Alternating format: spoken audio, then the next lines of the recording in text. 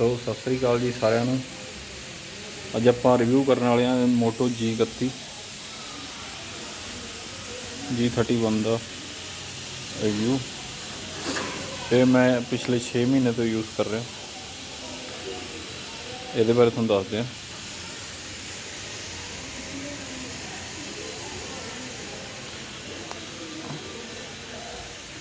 ਇਹ ਫੁੱਲੀ stock Android ਦੇ ਨਾਲ ਆਉਂਦਾ।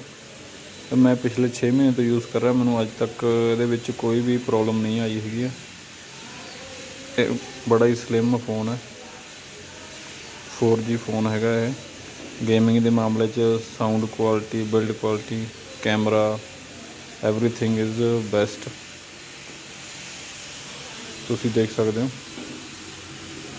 700 निट्स ब्राइटनेस के नाल आंदा है।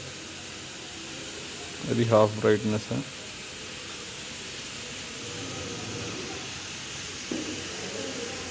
Stock Android experience. Camera sample थोड़ा दिखा दें।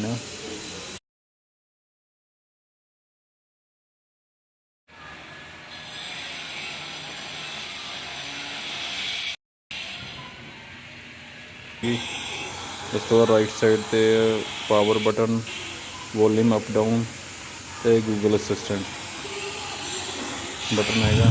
नीचे दे speaker grill, type C port ते माइक ते बैक साइड ते मोटो की ब्रांडिंग ते फिंगरप्रिंट सेंसर।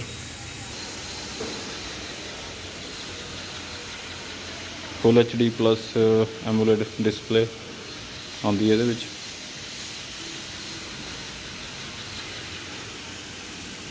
सो गाइस किमें लग्या तुहानूं दस्सिओ कमेंट करके।